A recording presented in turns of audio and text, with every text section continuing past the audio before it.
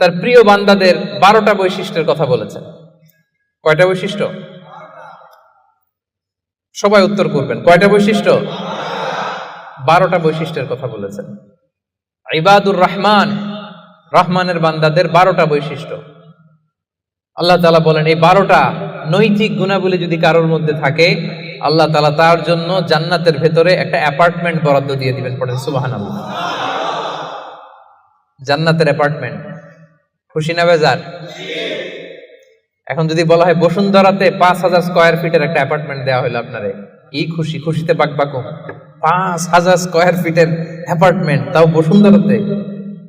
যদি বলা হয় বাড়িধারাতে একটা অ্যাপার্টমেন্ট দেওয়া হবে 6000 স্কয়ার ফিটের, কি খুশি। যদি বলা হয় একেবারে মেলাক্কা শহরের এইখানে বিশাল একটা কন্ডোমিনিয়াম 5000 স্কয়ার ফিটের একটা সুইটস দেওয়া হবে, কি খুশি। যদি বলা হয় কেএলসিসির ভেতরে, কেএলসিসি চিনেন তো?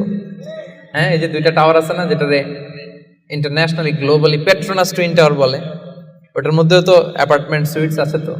তো যদি বলা হয় 5000 স্কয়ার ফিটের একটা সুইটস তোমাকে, রয়্যাল সাইজের একটা ভিআইপি সুইটস তোমাকে দেয়া হবে, শুধু এই 12টা নৈতিক গুণাবলী যদি তোমার মধ্যে থাকে, খুশি হবেন না?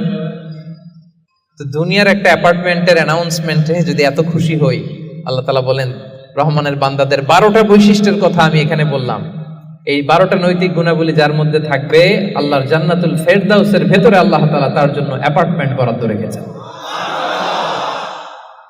দেখছেন, অ্যাপার্টমেন্টের কথা শুনে এখন সুবহানাল্লাহ সাউন্ড বেড়ে গেছে। লাভ আছে যেখানে আমরা আছি সেখানে। এবার বলেন জান্নাতের একটা অ্যাপার্টমেন্টের সাইজ কত বলেন মেলাক্কার ভাইরা? 5000 স্কয়ার ফিট, 10,000, 50,000? হ্যাঁ, আল্লাহু আকবার। সবচেয়ে ছোট সাইজের জান্নাত যিনি পাবেন, সবচেয়ে ছোট সাইজের অ্যাপার্টমেন্ট যিনি পাবেন, তার জান্নাত বা তার অ্যাপার্টমেন্ট হবে এই গোটা পৃথিবীর যত সাইজ, এই পৃথিবীর কমপক্ষে 10 গুণ। আজকে এই অ্যাপার্টমেন্ট নিয়ে বাড়িতে যাইতে হবে ইনশাআল্লাহ, বলেন সবাই। তো জান্নাতের সেই অ্যাপার্টমেন্টের নাম যদি নিতে চান, নাম লেখাতে চান, বুকিং কনফার্ম করতে চান দুনিয়াতে থাকতেই, তাহলে গুণাবলী অর্জন করতে হবে মাত্র 12টা। কয়টা? সবাই বলেন কয়টা? 12টা। সেই 12টা গুণাবলী, নৈতিক গুণাবলীর কথা আজকে আমরা শুনবো ইনশাআল্লাহ। পড়েন। তাহলে আমরা শুরু করি কথা না বলে। রব্বুল আলামিন বলেন وعباد الرحمن الذين يمشون على الأرض هونا وإذا خاطبهم الجاهلون قالوا سلاما। ইবাদুর রহমান, রহমানের বান্দাদের 12টা বৈশিষ্ট্য থাকবে। ইবাদুর রহমান, রহমানের বান্দা, 12টা বৈশিষ্ট্য বা নৈতিক গুণাবলী শুরু করার আগে আল্লাহ বলেন যাদের মধ্যে 12টা থাকবে তারা হবে রহমানের বান্দা। রহমানের বান্দা হওয়া এত সহজ না, আওয়াজ করে বলতে হবে রহমান কার নাম? রহমান কে? রহমান নামে কোরআনে একটা সূরা আছে না নাই? রহমান মানে কি? মেহেরবান, দয়ালু, যার দয়ার শেষ নাই, যার মায়ার শেষ নাই, যার ভালোবাসার শেষ নাই, তার নাম রহমান। চিল্লায় বলেন তার নাম রহমান। নামে কোরআনে একটা সূরা আছে না নাই? জানেন না আপনারা? তিনি তার নামে কোরআনে একটা সূরা দিয়েছেন, সেখানে তিনি বলছেন আর রহমানু আল্লামাল কুরআনা খালাকাল ইনসানা আল্লামাহুল বায়ান। দয়াময় রহমান শেখালেন কোরআন, বানালেন ইনসান, শেখালেন বায়ান। দয়াময় রহমান শেখালেন কোরআন, বানালেন ইনসান, শেখালেন বায়ান। দয়াময় রহমান শেখালেন কোরআন, বানালেন ইনসান, শেখালেন বায়ান। সুবহানাল্লাহ পড়েন। তিনি রহমান, আল্লামাল কোরআন, তিনি কোরআন শিখিয়েছেন। খালাকাল ইনসান, তিনি মানুষ বানিয়েছেন। আল্লামাহুল বায়ান, তিনি বায়ান শিখিয়েছেন। তার নাম রহমান। তার নাম কি? এজন্য আল্লাহ বললেন তোমরা হলে ইবাদুর রহমান, সেই রহমানের গোলাম। আমরা সবাই গোলাম। কার? নিজেকে গোলাম পরিচয় দিতে খারাপ লাগে আপনাদের? হ্যাঁ, আমরা হলাম গোলাম। আমরা সবাই রহমানের গোলাম। বিশ্বনবী তিনি নিজের পরিচয় দেওয়ার সময় সর্বপ্রথম বলতেন ইন্নী আব্দুল্লাহ, নিশ্চয় আমি আল্লাহর গোলাম। তারপরে বলতেন রাসূলুহু, আল্লাহর রাসূল। সুবহানাল্লাহ। পৃথিবীর শ্রেষ্ঠতম মানুষ তিনি। তিনি যখন নিজের পরিচয় দিতেন রাসূলটা পরে বলতেন, আগে কি বলতেন? গোলাম। সব নবীরা, সব রাসূল নিজের পরিচয় দেওয়ার ক্ষেত্রে রাসূলটা পরে বলতেন, আগে কি বলতেন? আমি গোলাম। আবার বিশ্বনবী দোয়া করার সময় বলতেন আল্লাহুম্মা ইন্নী আবদুক ওয়া ইবনু আবদিক ওয়া ইবনু আমাতিক নাসিয়াতি বিয়াদিক মাদিন ফিয়া হুকমুক। আল্লাহ আমি আপনার গোলাম, গোলামের ঘরের গোলাম।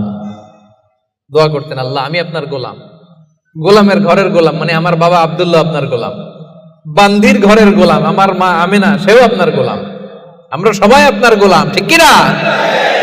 এজন্য আল্লাহ বললেন তোমরা হলে ইবাদুর রহমান, রহমানের গোলাম, রহমানের বান্দা।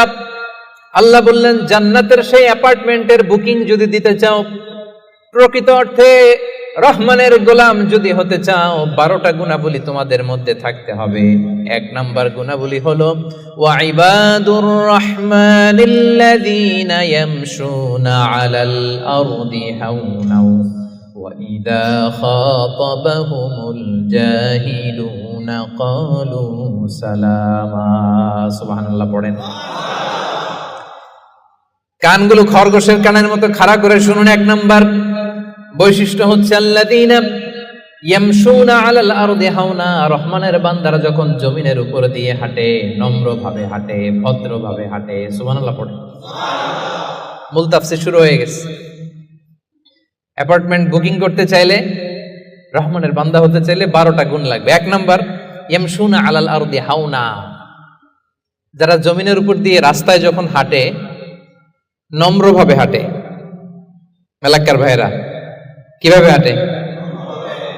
ভদ্রভাবে হাঁটে, অহংকার করে না, দাম্ভিকতা দেখায় না, বিনয়ের সাথে হাঁটে।